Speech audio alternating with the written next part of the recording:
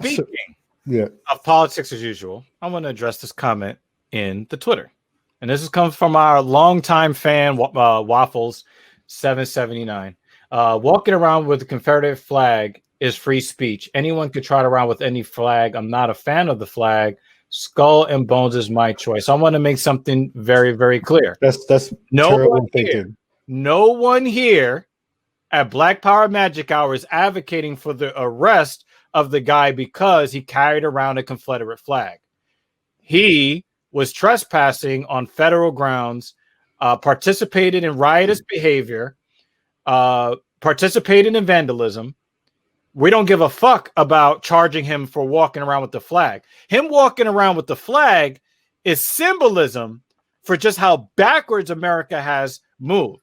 Not even during the Civil War, when they were actually brothers were shooting at each other and killing each other, did we not see the Confederate flag flown in the White House? That Confederate flag was defeated over 150 years ago.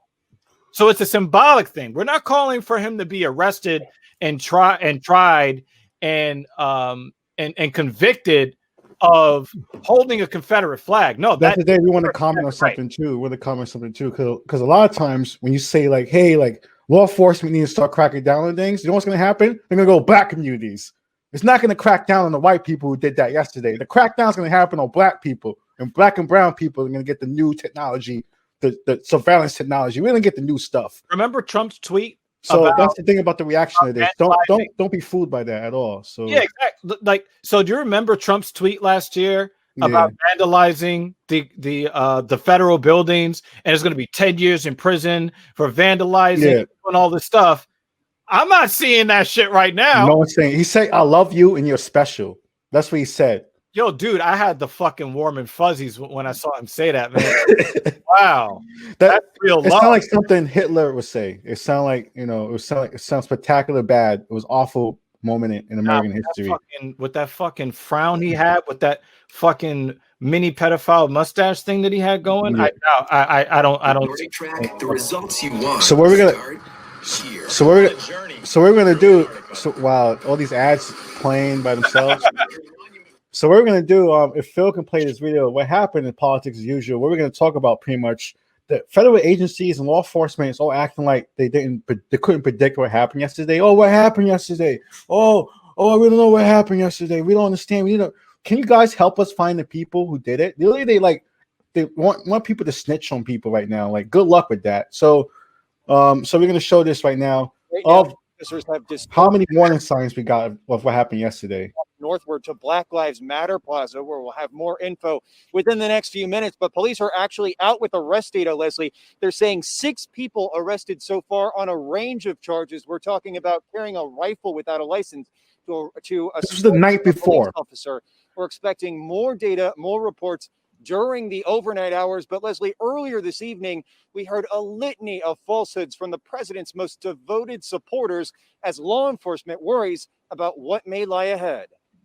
We did not have a free, fair, and transparent vote. This was the night before. On the 3rd of November. General Michael Flynn showing an adversarial relationship with reality, one shared with hundreds of Trump supporters in a surging pandemic. Go hug somebody. Go ahead and spread it out. Mass spreader. FBI veteran Tom O'Connor is an expert on the alt-right groups praised at tonight's rally. What's going through your mind, Tom, as we watch these protests unfold into the overnight hours when that was the night before tense and into tomorrow? My concern is not as much on the streets of Washington, D.C. over the next couple of days. I think you're going to have skirmishes and there'll be violent actions, but the police departments and law enforcement in general are very good at separating those people. O'Connor says it's not street clashes, but fringe lone wolves he worries about. People who watch one a whole lot of people. That was not no lone fringe stuff happening there. From those groups can break off. But you can pause here. Radicalized. You can pause here, Phil, because we can take it from here. Because the future, And I just want to address Benjamin's comment. Yeah. He was suggesting that we check out Democracy Now! I'm like, Messiah was a producer with Democracy Now! He's intimately familiar with Democracy Now! So to speak on them for a second. Oh yeah. Shout out that. Yeah, shout out. That's the point of act.tv. Act.tv. We're trying to build this ecosystem of independent media out here. That's the whole idea. To build an ecosystem. To hopefully more and more we're all adjacent to each other. We're not just want to be this one. That's the thing. That's the difference between us and whatever they're doing. Like we want like differences. We want diversity because that's what gathers the most people. Not this one Trump guy, one news network, Fox News. So. Shout out to Democracy Now! That is the lit place right there. If you catch it certain days, they have good music breaks. So I want to play this next clip right here. So we showed this last one. I showed they had a rally the night before, and they were camping out the night before, hanging out. Michael Flynn, a general, was there. You can't tell me a general was talking to you the night before, and you're like, "Oh, we're gonna have a peaceful protest tomorrow." After a general talks to you, yo, oh my God. So we're gonna go to this. Oh Lord, I gotta show you this next one. So right here, this next thing was even more intense. So Black Lives Matter activists, let me switch to it again. So Black Lives Matter activists in DC were also trying to warn the police. We were trying to get hotels to close in order to keep those people from showing up. I could play this clip, I think. After this commercial. After this shitty Chase commercial. Oh God! You can't even pause it. It opens another Chase commercial. They're about to chase us off this website. So, but we're gonna read it on. So it was a call to shut down the threats, pretty much. Alleged threats have been made towards the group. So they're threatening Black Lives Matter activists. Oh, here it is. Congress counts the electoral college votes. They were threatening Black Lives Matter activists. You see it right there, January 6th. See you in DC. I couldn't see this coming at all. What happened? The scene of some violent outbursts during the last MAGA rally and hangout spot for white supremacists announced it will shut down. That sounds like a supervillain. The symbol of the hotel looks like a supervillain hotel. Live downtown with the latest. Hey, D.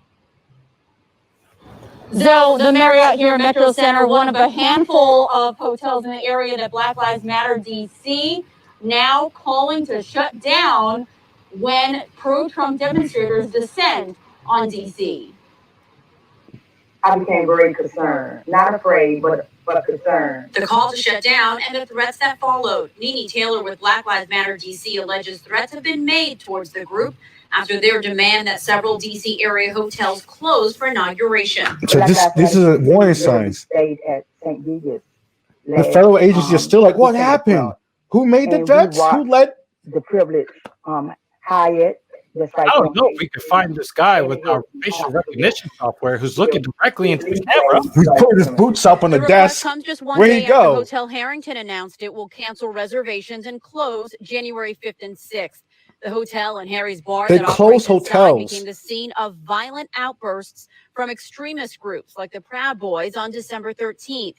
WUSA 9 found several posts on the website Donald Wynn encouraging supporters to bring guns this inauguration day. Could you imagine if black the people? administrator of the online forums Oh my God. We reached out to several area hotels. The Marriott said they will not close, but in a statement, a spokesperson says, quote, "We are monitoring the situation very closely and have operational and security plans in place." Your silence is violent. I spotted some barricade gates on standby outside the downtown hotel and some employees surveying the property.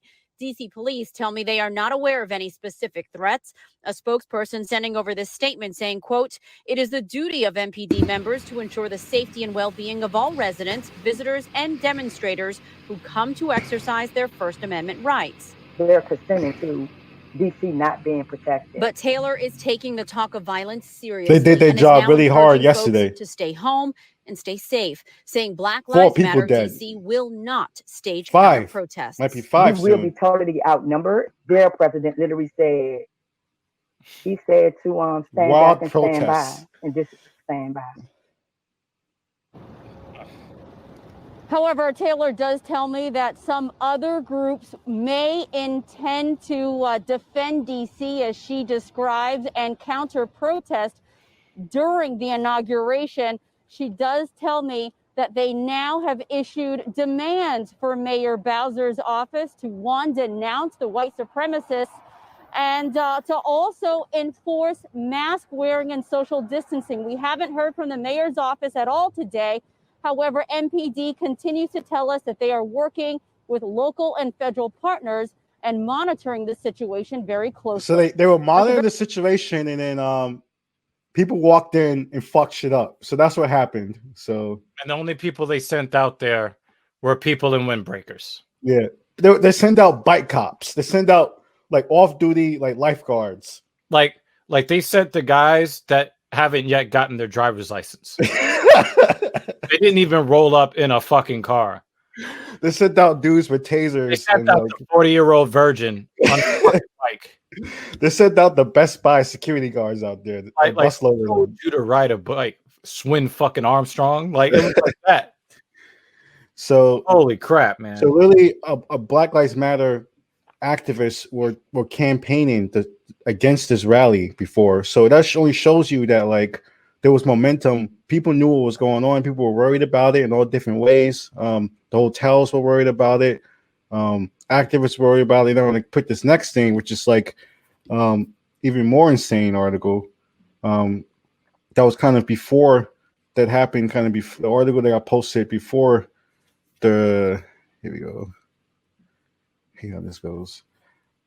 It's from the Washington Post, pretty much, and I want to share this real quick. So this is an article that happened kind of before, like a day before, I believe. No, a month before, December 30th. So January 6th protests multiply as Trump continues to call. This is December 30th. So reason I'm showing you this, like you don't have to be an FBI agent. You don't have to be Agent Scully. You don't have to be a detective to see that what was going to happen yesterday was going to be horrible. You couldn't predict it was going to be the Capitol Hill, but you knew something horrible was going to happen yesterday. Momentum was building towards tomorrow. Yesterday, I'm thinking like tomorrow's more bad stuff was going to happen. So, yeah, so 4 seemingly competing rallies to demand Congress. So it was multiple rallies that were planned in D.C. It wasn't just one rally that people think. It was multiple rallies that were planned that day in D.C. and all conjugated to the siege of D.C. pretty much. Yeah, the Proud Boys said, they came out and said, and it was reported on national news, that the Proud Boys planned to not show up in their black and yellow, but they wanted to wear all black so they can pose as Antifa. They said that that's what they were going to do before they did it. So, and another thing, you mentioned the issue about how, they're claiming that they didn't know that these things were going to happen. It says the DC officials, this is from article December 30th. DC officials have not commented on the city's plan to address the concerns of violence around next week's rallies. Right. Like, but they claim they didn't know anything. They claim that they can't find anybody. But I know that people on social media who do not have facial recognition software already outed the Chewbacca bikini guy and with his feet up on Pelosi's desk. They already outed that. Yeah, the internet is outing a lot of people on its own. That's what I'm saying. You don't have to be FBI. You don't need like a super duper surveillance computer. Find these motherfuckers, they would fucking find them. Yeah, that's the bottom fucking line. And they're gonna feed us a bunch of bullshit because they're in cahoots with them. Period. Just like what Benjamin said, the police are in on this shit. You want to talk about an inside job? This is fucking blatant.